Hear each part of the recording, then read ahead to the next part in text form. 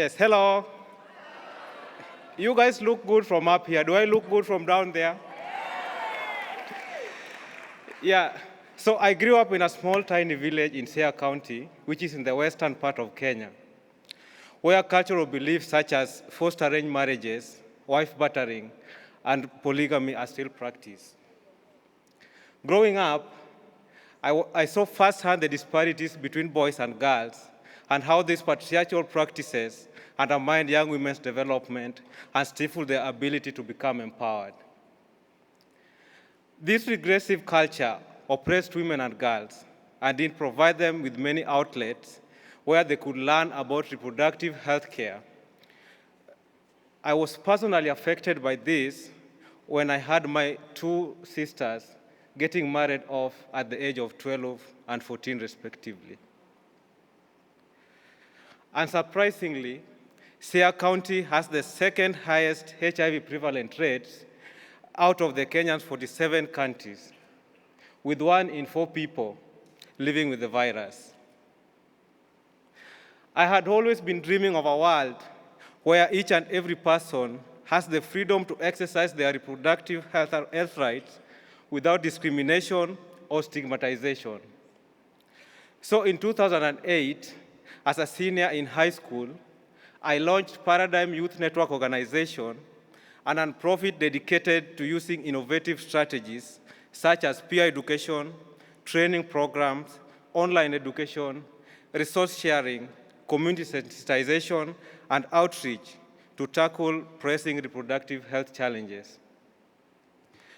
You will agree with me that sexual health is a delicate subject, and many youths are afraid to ask for help. In Kenya, we work in a culturally sensitive and highly conservative society, where there is stigma and discrimination associated with access to and utilization of sexual reproductive health resources and information. Let me back this real challenge a bit with some statistics. Though it will embarrass me, but let me share it with you anyway. In the community work in Siaya County in Kenya, 1 in 2 girls have given birth by the time they turn 18. Among girls aged 15 to 19 living in this rural area, only 45% are in marriage or union, and only 25% are using modern method of contraception. So we decided to use the power of technology and social media to bridge this gap. Our approach is to disseminate sexual and reproductive health-related information through appropriate and accessible innovative technology. Together with other Women Deliver Young Leaders from Kenya, we developed a Facebook Messenger chatbot called LucyBot.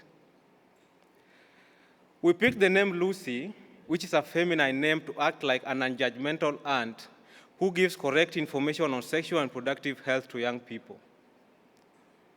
LucyBot is a chatbot that lives in Facebook Messenger and offers sexual and reproductive health information and advice to young people who might otherwise not seek it out.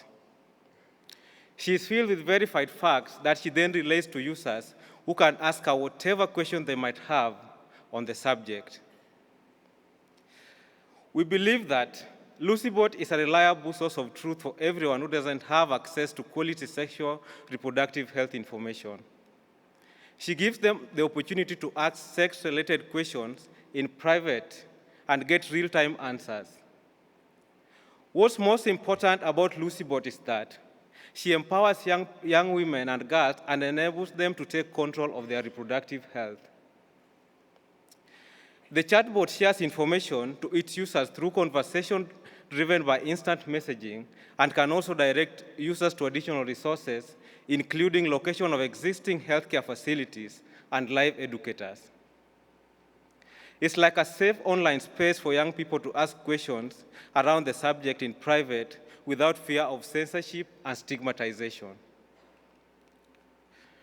Chatting with Lucy is just like chatting with any other friend on the platform, except she is probably much more knowledgeable.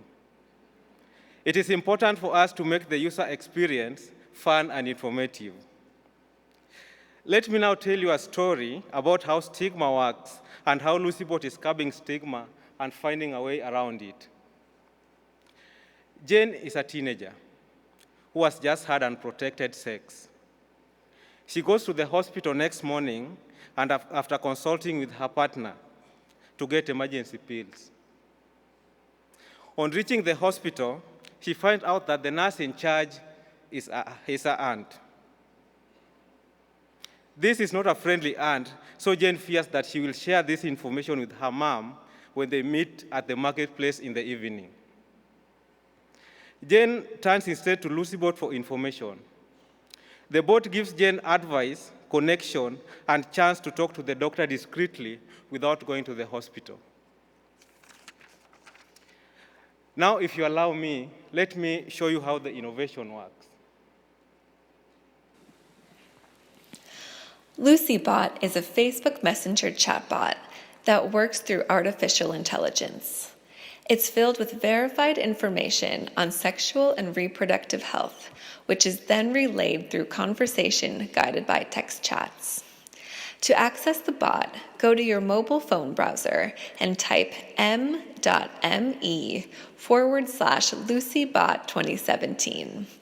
That's m.me/LucyBot2017. The link will take you directly to the chatbot platform, making accessibility as easy as possible. Once on the platform, LucyBot uses artificial intelligence to recognize your first name and greet you, then introduce itself and what it does.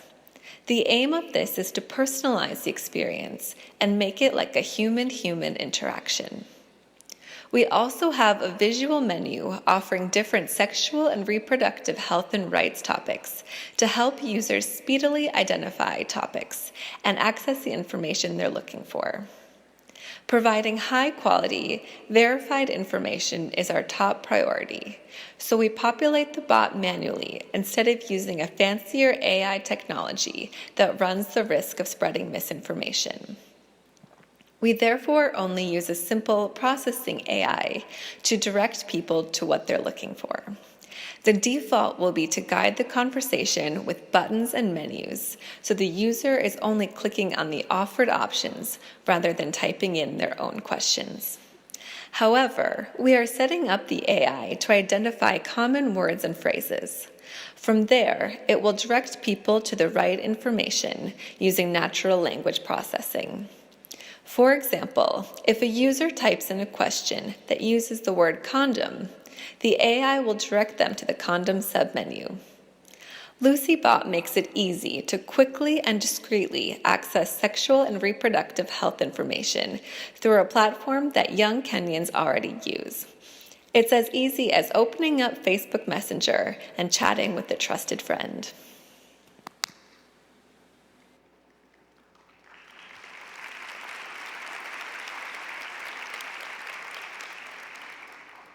So, seeing how LucyBot works and following stories like Jane and many others, it is my hope that LucyBot will encourage adolescents to speak and demand sexual and reproductive health care and rights they deserve.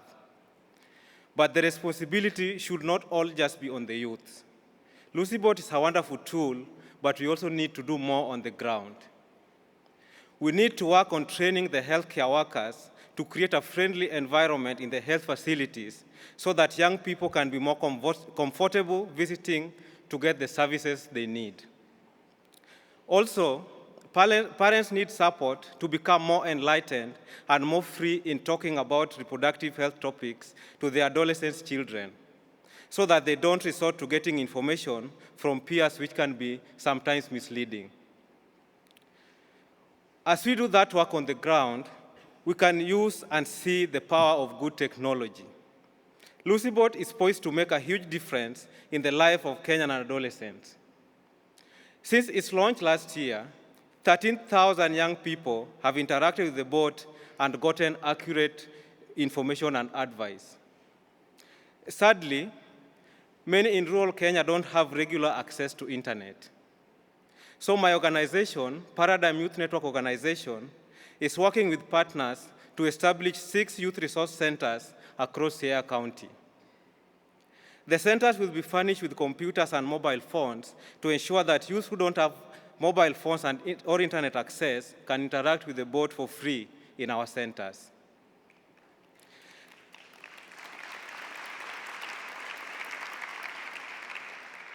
These centers will also act like venues not only to create awareness about the existence of the chatbot, but to offer digital training for girls or women so they can harness the power of technology on their own. In conclusion, it's worth noting that without access to reliable channels providing high-quality, accurate information on sex and sexual health, youth are prone to making ill-informed choices. The consequences of these information gaps is a huge health burden to the society. The youth should therefore be taught to take advantage of existing and life-changing tools accessed through mobile technology. It's my strong belief that through technological innovations, we can fill these information gaps and increase access to reliable, confidential, sexual, and productive health resources around the world. LucyBot is a start, but like any helpful and supportive aunt, she will tell you how proud she is of you and tell you that you have to go out and use your own power to create the world you want to live in. Thank you. Welcome to the stage our moderator and panel.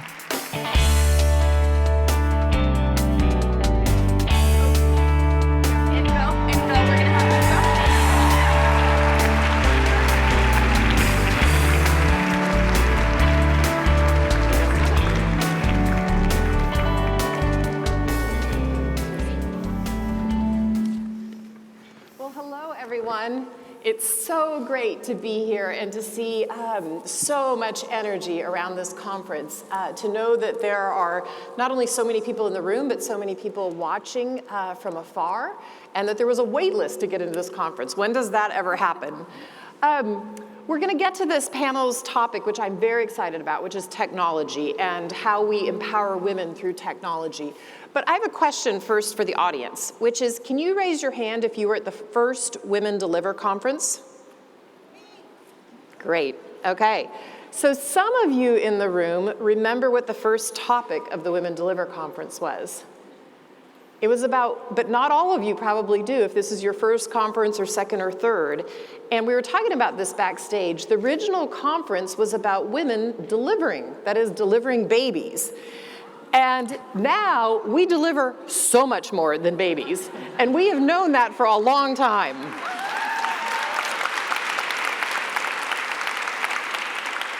So what I think we're delivering is change, and change around the world. And I couldn't be more excited about it. Just so you know my background, I'm a computer scientist by training. And I worked at Microsoft for 9 years, long before I had children, and then got to be a co-founder of our foundation. And I can promise you that when I was at Microsoft in the late 1980s and the early 1990s, we did not dream of a phone with that computing power that you have in your pocket or that you're holding up right now. And technology, as we all know, has become quite pervasive and is changing our lives. And this panel, though, is to talk about what else we can do with technology. How do we make sure that women have both a seat at the table when creating new technology so that we're representing all women and so we don't bake bias into the system, and women as users of technology. It seems like these days, everywhere you go, there's a lot of talk about technology. You hear all the good things about it, you hear all the bad things about it, you hear that it's changing the world for the better, you hear it's changing the world for the worse. The truth is somewhere in between. There are many panels going on right now talking about, at the UN, what do we do with technology to make it for the best for everybody around the world? Shivani and I are on a Pathways Commission that's about to report out in November about jobs in technology. There are many, many discussions going on about technology. It's important that we get this right. So I couldn't be more excited to have this distinguished panel with us here today. And let's jump right into the topic.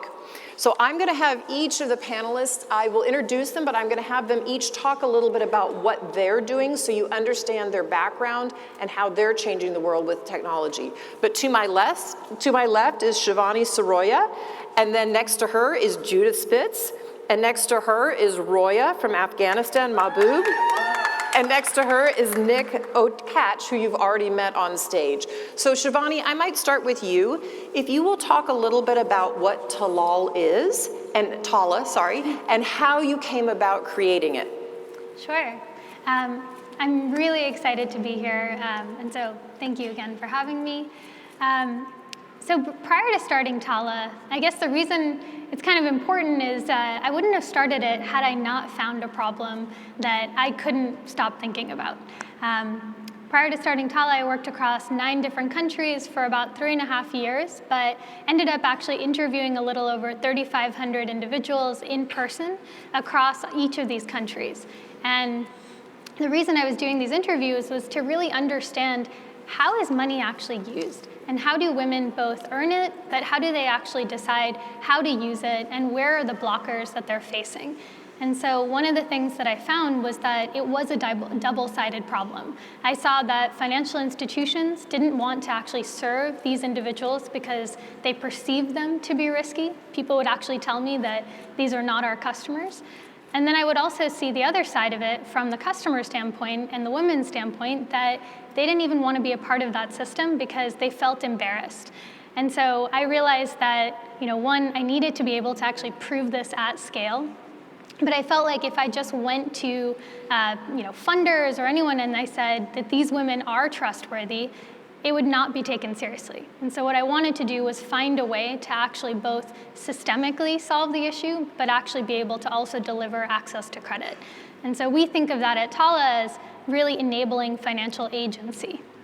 And so we think agency comes from both giving people financial capacity, so giving them the availability of financial products, but then also giving them control, so financial education, and then fundamentally changing how our system works by actually creating credit scores. Because only 30% of the adult population worldwide is even covered by a credit bureau. So most of these individuals are not even seen or recognized. And so we developed an Android application that allows us to instantly credit score individuals and deliver access to financial products to them. We currently work across East Africa, India, Mexico, and the Philippines, and we have a little over 3.5 million individuals now accessing credit from our platform. Amazing. And just remind us, what year did you first get into that work? So we started in 2014. 14, okay. So Judith, you had a long career as CIO at Verizon, and now you're working on something called Women in Entrepreneurship in New York. Explain to everyone what that is and how you came to decide to do that. Sure. It's great to be here. Whitney is an organization that has a pretty simple goal, and that is to double the number of undergraduate women who are choosing to study computer science and tech-related disciplines and enter the tech workforce so they can be creators and not just consumers of all this great technology. We took a different approach than what has been tried in the last bunch of years because this problem has been stubbornly resistant to change.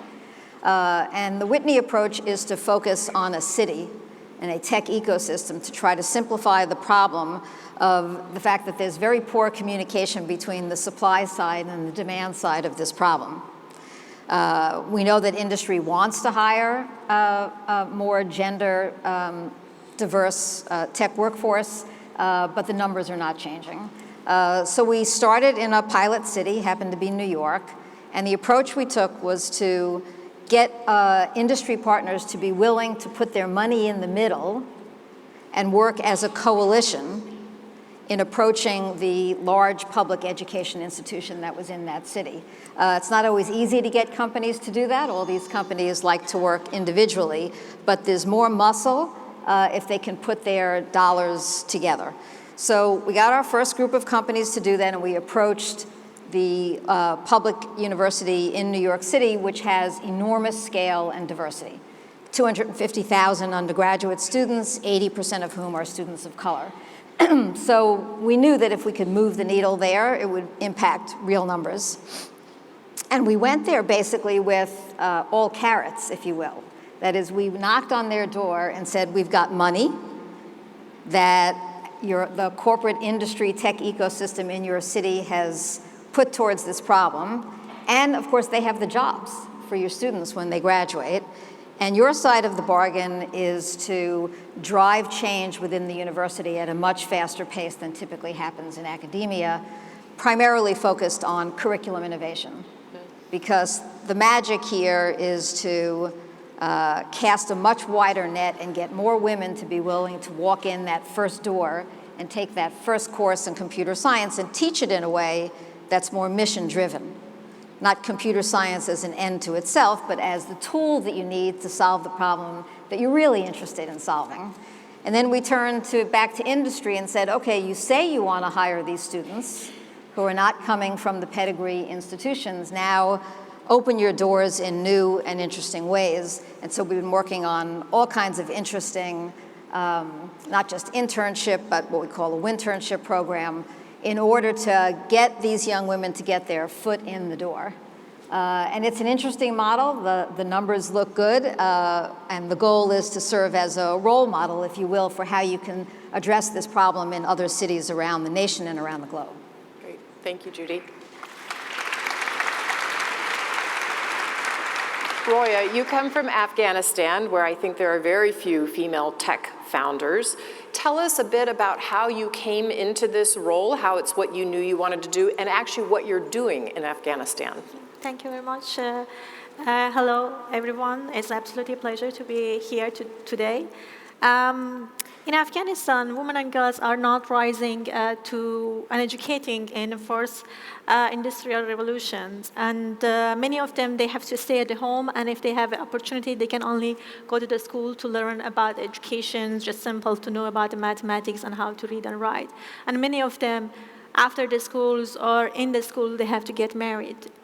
At the age of 16, things has been changed for me because I hear that there is an internet cafe that was just opened up in 2003 in Herat, that people talk about the magic box. And that magic box changed whole world for me. And I found out there are more than what was around of me. And I determined to make somehow technology to be center of my career. I went to the schools and graduated. And I started my own software development company. And I hired a lot of the women as a blogger and programmers. And I became the first tech female CEO in Afghanistan. Being a tech female CEO anywhere in the world will introduce you.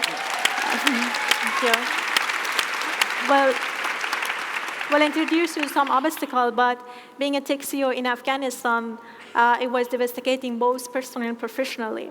But web and technology give me the tools to becoming a digital entrepreneur. I found my first investor through the web, and I found out introducing to blockchain and cryptocurrency. I paid my employees in 2013 Bitcoins, and that was everything has been changed for me.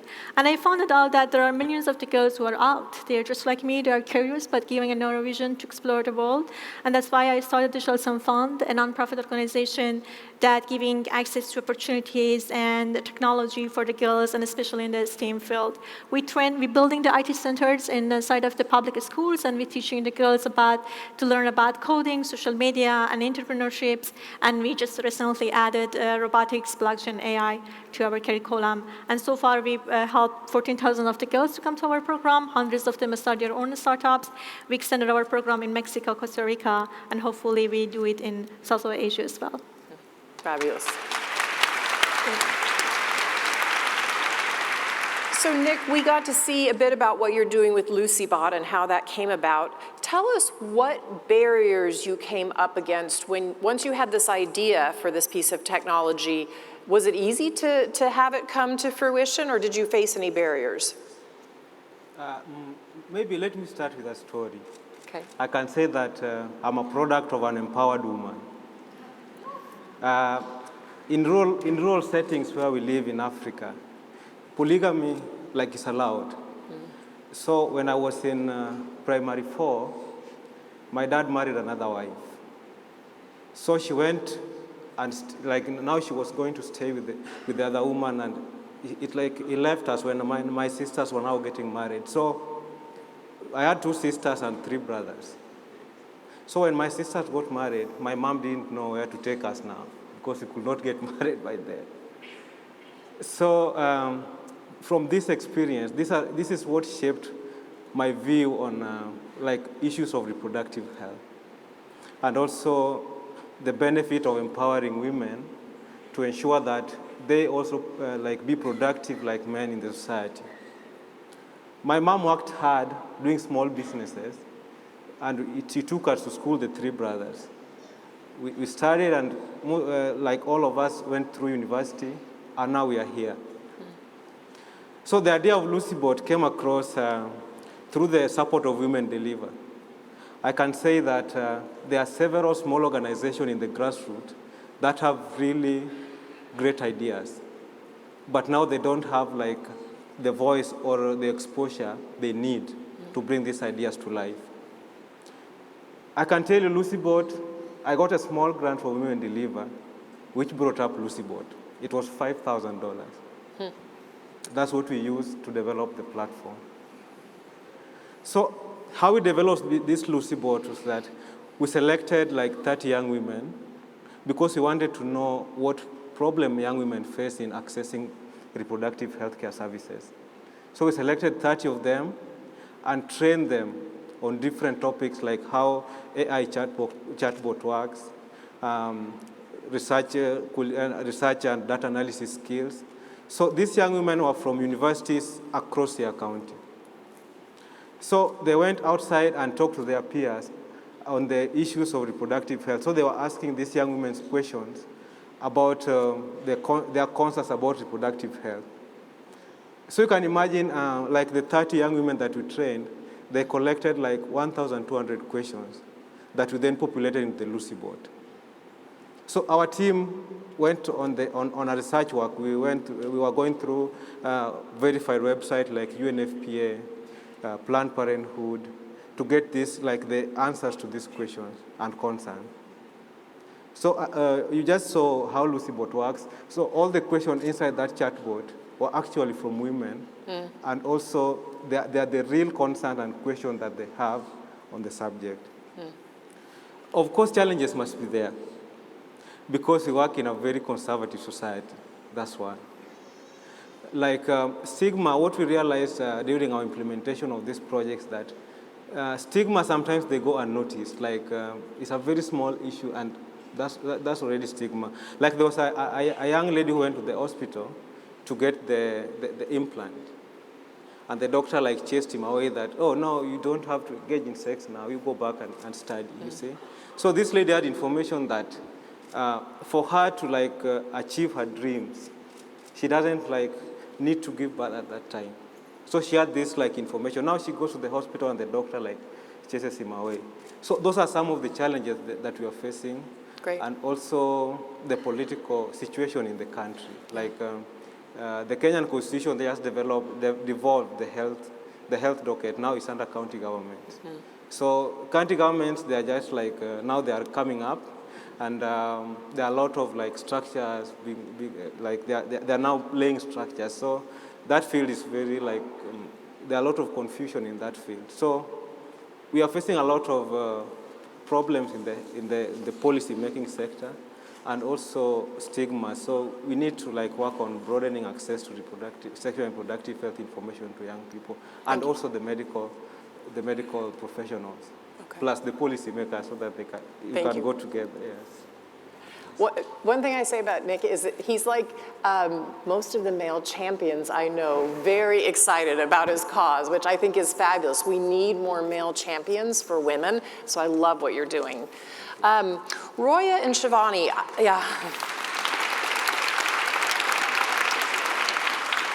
Roya and Shivani, I wonder if you can tell us what you personally faced as a woman, as a founder of a tech company. What were the barriers you personally faced, and then how have you plowed whatever you faced into your work to then help other women? Sure. I mean, I think the interesting part for me is, I didn't know how to code. I didn't really come from the world of technology or venture capital at all. I mean, it really goes back to, I saw this problem and emailed 1,500 people on LinkedIn. I tried to talk to anyone and everyone I could, because I just felt like someone must be solving this problem. So I couldn't have just stumbled on this thing. But I really realized through those conversations, people kept telling me I had to do this. And so I learned how to code. I actually just was like, well, somebody's got to do it, I'll start. And I used my savings to get started. But along the way, what I realized was, when I think of investors, I think of it as, the reality is they're not thinking about this problem every day. We all here think about these issues of equality and gender and economic development, but nobody else is really thinking about them as much as we probably are. And so the three things that I think of that really worked for me were, one, I really focused on the opportunity. I really thought of it as, what will the world actually look like if we succeed? There's 3 billion people around the world that lack traditional access to financial services. And so they don't have purchasing power. And if I talk to investors and I explain, if we can unlock that purchasing power and that choice and this whole new base of individuals, that's going to mean a lot for you as an investor, but also the entire marketplace. I also talked a lot about the fact that we're not solving the problem in the traditional, I would say, NGO sense or microfinance sense. We're really using technology. And so I talked about it as, what we're building is data models. We're building infrastructure. We're building payment channels. And so, again, using the language that I think they understand even if they're looking at e-commerce companies and things like that. But that got a lot of investors, like the traditional, I would say, VCs, over the line, because they really saw it as, oh, she's explaining this to us as a math problem. This is not just a issue around income inequality. And then the last thing I would say is I will say that I am unapologetic about really the mission itself. And I really talk about trust and how that is both a defensive and offensive moat for us as a company. And I think, as you can see now, there's a ton of brands, not just companies working in emerging markets, but a lot of people talking about this idea that trust does not exist when it comes to technology. And so I think that was also something that we really pushed from the beginning. The last thing I would say is that I knew it would be an issue coming in to have these conversations, and so I did come at it with a prototype in my hand. So I had initial results. I had a very, very small team of 3 people, but I was able to go in much more confidently because it wasn't just an idea or a problem, but there was an actual solution that I was putting forward. Thanks. Roy, what would you say? Well, I think that in Afghanistan, when you're working with a very male-dominated industry, at the beginning, was very difficult for me because the attack was investigating both personally and professionally. And many of men didn't want to work with me because my company was more female. They didn't trust us, and they also didn't want to work. And even you work for them, they usually not want to pay you for the jobs that you are doing for them.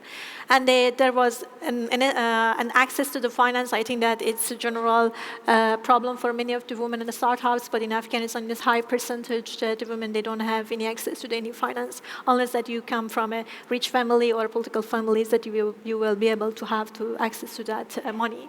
And the other things is the cultural barriers. And then for me was trades, day trades, spies, and following me for everything that I have done.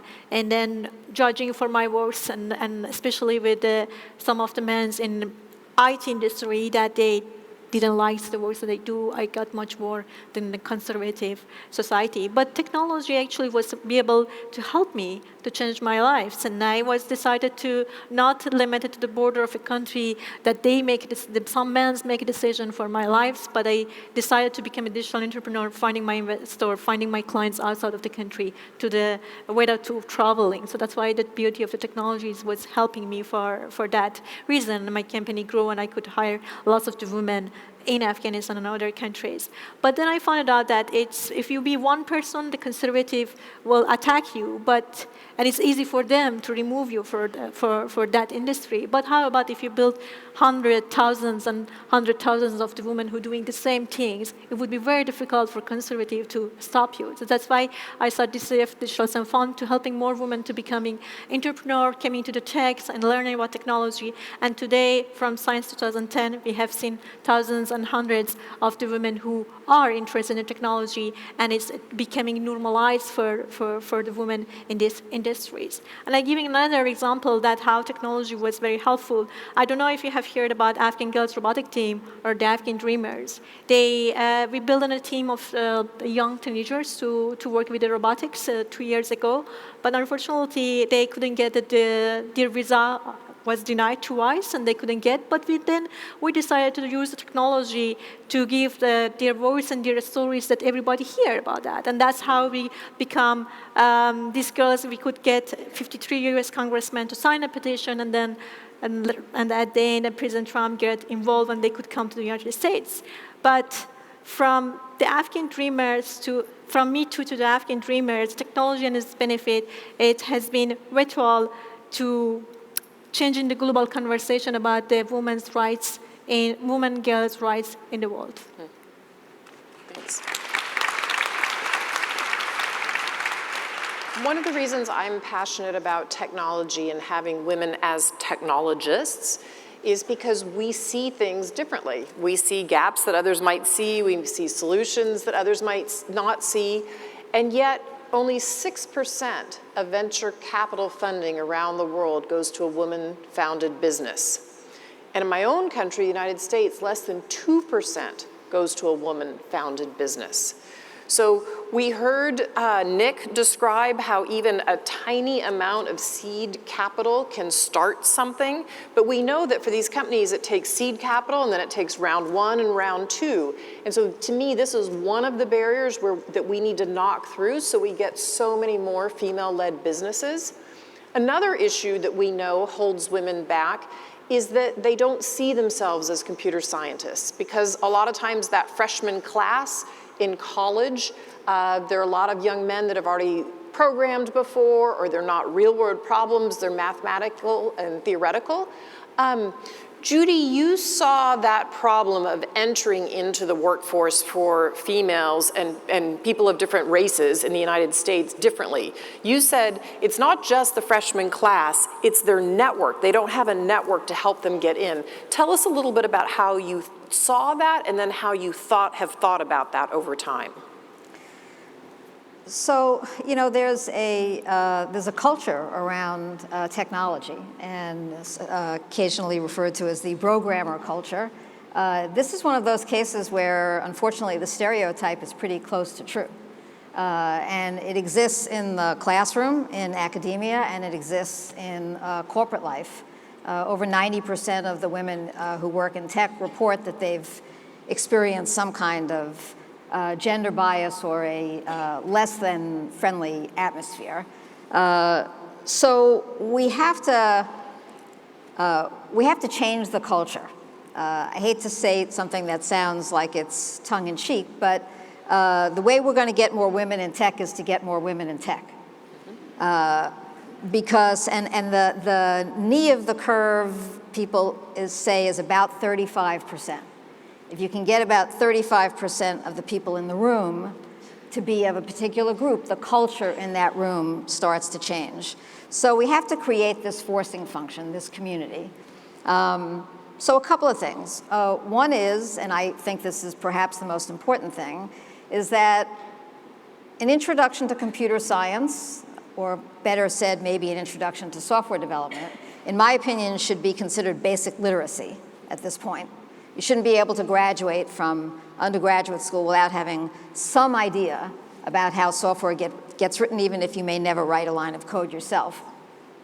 So if you can do that, first of all, you flood the classrooms with 50% women, and the culture in that classroom starts to change just because they're there. We've been very explicit in trying to create the community, not just increase the number of women, but create opportunities for them to meet each other, as well as meet a professional network of women in the city that we're piloting this program in. One way we've done this is there's a lot of power in the sort of cohort model. And so one of the programs that we created is called a Winternship. It's a mini 3-week paid internship in the winter break during your college years. And what we basically said to companies was, this is very low risk for you. Just let a group of these girls come for 3 weeks. You can pay them, give them an experience. You'll get to meet them, and they'll get some great resume credential. And it's proven to be magical in a lot of different ways. First, we sent the girls in groups of 3 to 5. So there's power in numbers. They're in an environment, it's mostly male, but they're there together. Those relationships, we know, last long after the 3 weeks. But what happens is the companies see these young women, most of whom are young women of color, for the first time. And they are incredibly impressed with them. They form these bonds, they make these relationships, and they stay in touch. And the results of this have been phenomenal. The ability of these young women to land what are arguably the most precious commodity in terms of your career growth, which is the summer internship, went from about 5% for these urban public education students to over 50%, just because of this 3-week experience. So there's a lot that happens. There's a lot that happens by looking at what the barriers to entry are. You have to make it low risk for the companies, and you have to create sort of a cohort model so that the women are brave enough to go in together. So one of the things that I like about everybody on this panel is that they're coming up with creative solutions to problems and workarounds. And the one that Judy and others came up with in New York, to be honest, I wouldn't have thought of. That, we always talk about how do you mentor girls, but how do you sponsor them for jobs? But if they don't have access to networks, which men naturally have, then they don't get that first foot in the door. And so this is one program that I think is just really unique and that I hope gets spread across many countries. Mm-hmm. So one of the other issues that we know in tech, when we switch now to the topic of women being users of technology, is cell phone actually having a handset, literacy to use the cell phone, or internet access. We know that women have internet access at less than a 40% rate compared to men around the world. And it's particularly a problem in Southeast Asia. Well, I'll start with you, Nick, but I'm gonna come to each of the panelists. What have you seen that helps women be able to have access to a cell phone and to understand how to use it and want to use it more? Okay, thanks for that question. We have a criteria when we are selecting the teen connectors. Like every university we go to, we select like teen connectors who will be like our eyes in these universities. They'll be helping us to reach young people in these universities. So our target is first the university students, because they already have the access to mobile phones and also internet. They have Wi-Fi in their institutions.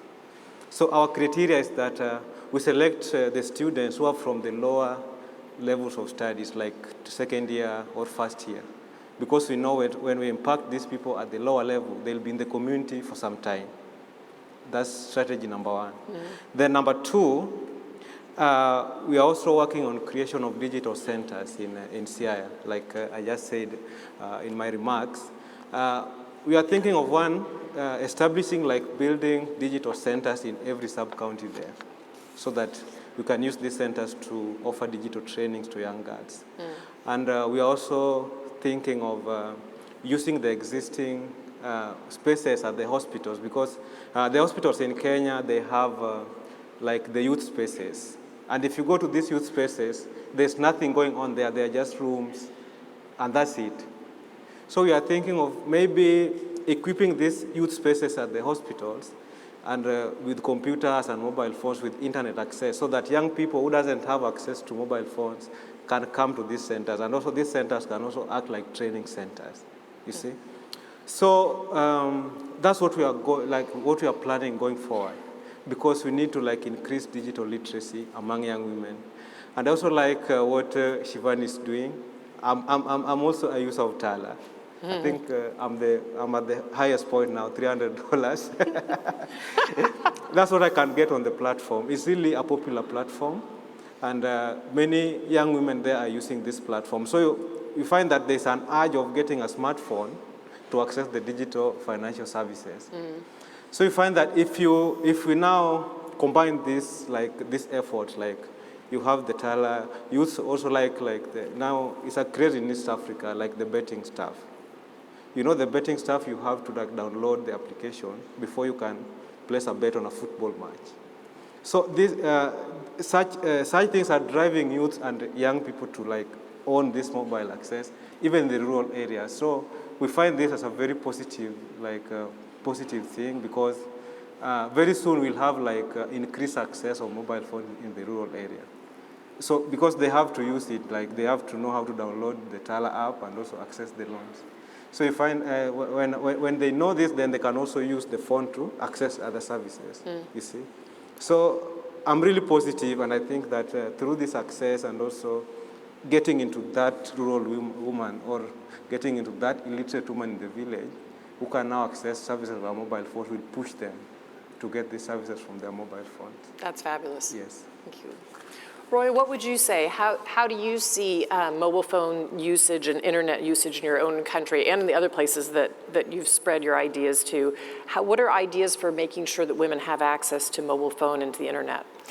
Well, in Afghanistan, more than 85% of Afghan population has access to the cell phones, and we have 4 telecommunication that they offer, 3G and 4G for Afghan populations. But unfortunately, very few percentage of the women knows how to use cell phones and how to use the internet connection. So I think that the education is a very basic and fundamentally gonna be changed the lives for these women. And what we are doing is in the high school, when the girls allowed to go there, to teach them how to use a cell phone, how to use a computer, and how to use the internet if they have it. And then, for example, there are so many places that they don't have access to the banking system. So we don't have that system that you mentioned or the platform that you're using, but we offer them to use into cryptocurrency and digital currency, how they can help them, especially women in the area that they don't have access to bank, and how they can keep their monies in their wallets, and then they can be the owner of that. And then in many of this, not only in Afghanistan, many other countries, we see that when women receive the money, the family or the husband or brothers force them to give the money to them. And unfortunately, they don't have the control of the money. But with digital currency and cryptocurrency, actually, it's helped them. They have in their wallet, they know the passwords, and they can keep it. And would be very changing for the women in terms of getting their financial independence.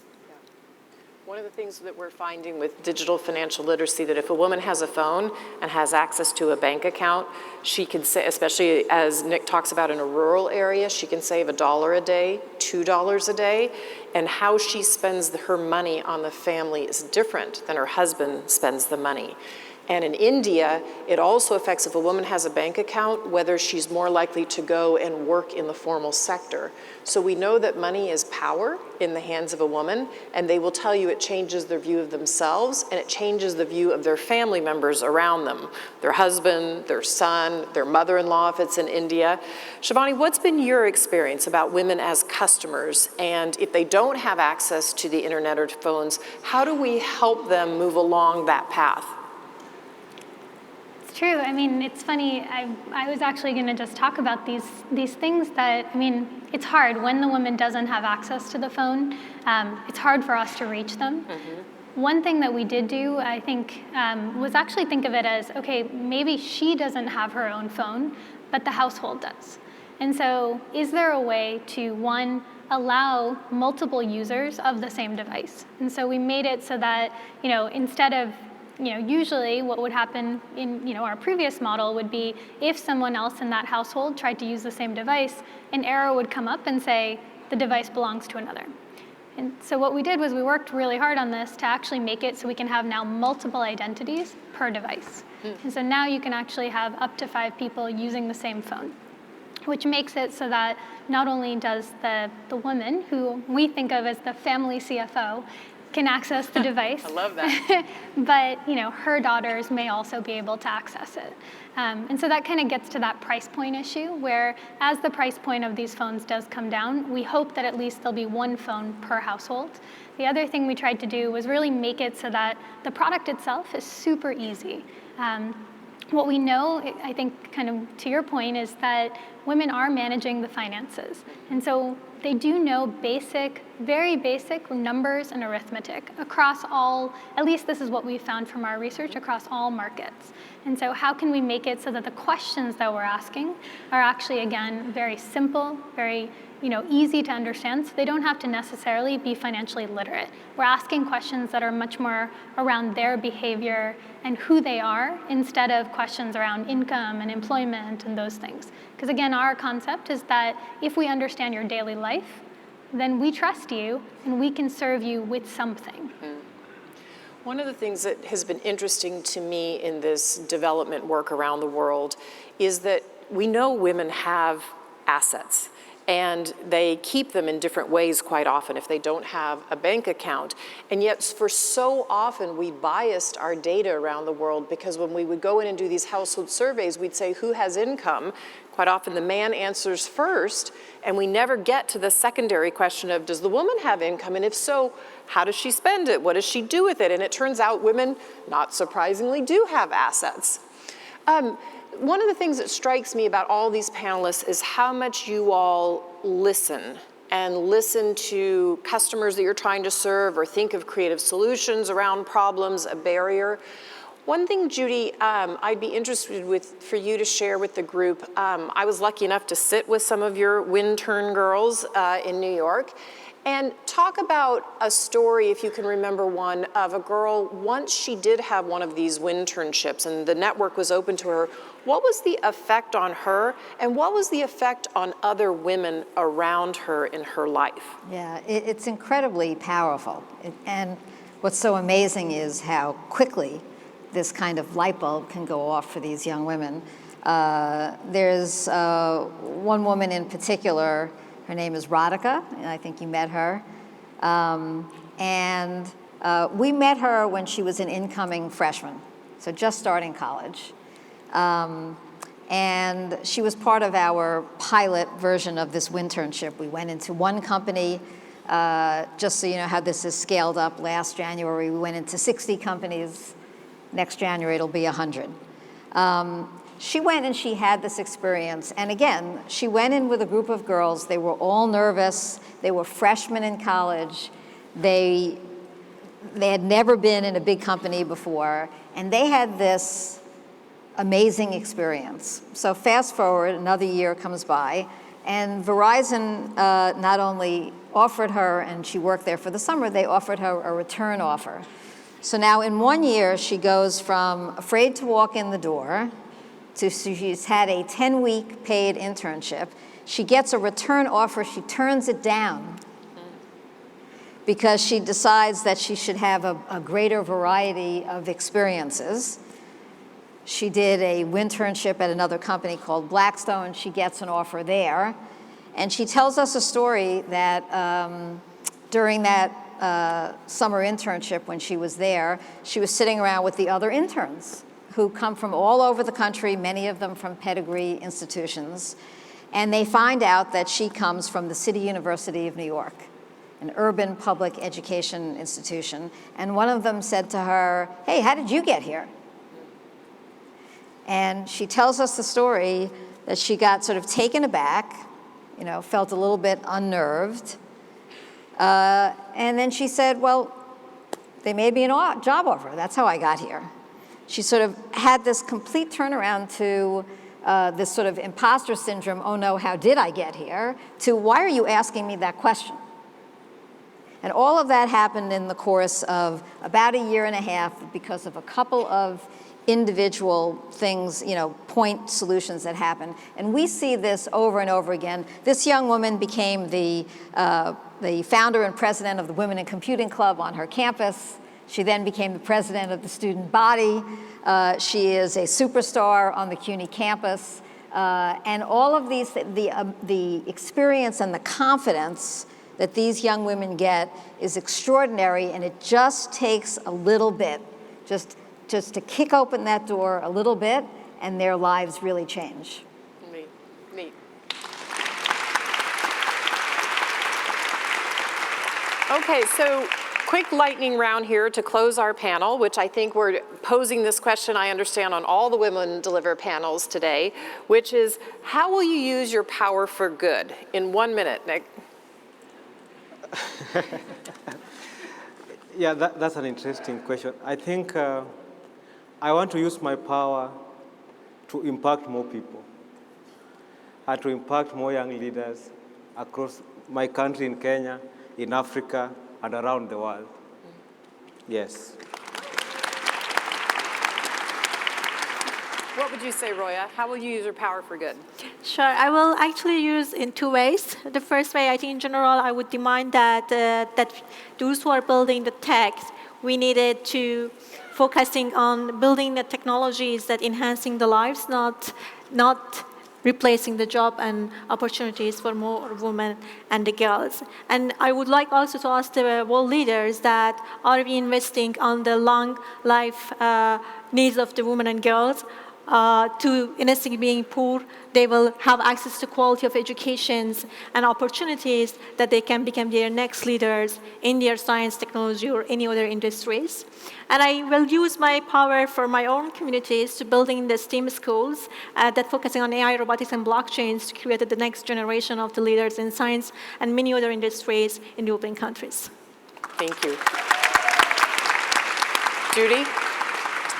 So I've had 30 years of experience in large corporations, and so I'd like to use the power of that experience to hold industry and academia's feet to the fire. And what I mean by that is, these industry companies like Verizon, they can deploy a fiber optic network to your house around the globe. They can dig up the streets. These big companies can do big things. They can figure out how to create new doors of opportunity for these young women into their companies. And on the academic side, I've really tried to take the large-scale management experience I've had to try to say to academia, you can do bigger things faster. You don't have to move at the pace of academia, and I'm there to show you how. Shivani? I would say that I would use my power in 2 ways. The first is to enable more financial agency for the underserved globally. The second thing is actually one that, to use my platform internally at our company as well. We're 540 people now, and I do believe that I hope that I can help others see that we can, have leaders that can be soft-spoken, that can be petite, but can also lead from a place of really trying to enable diversity and equity from within the company as well, and really helping my teammates and the women on our team to actually also have agency over their careers.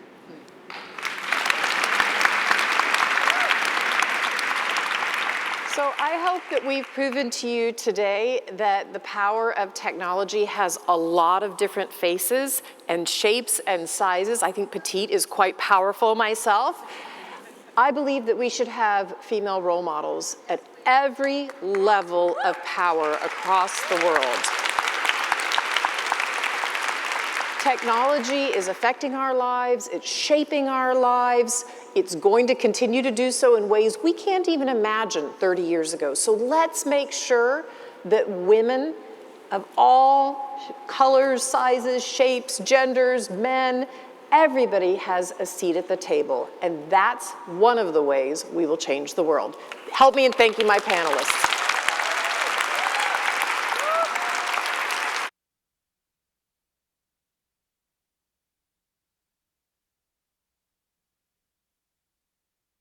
This concludes our plenary session. Ainsi s'achève cette séance plénière.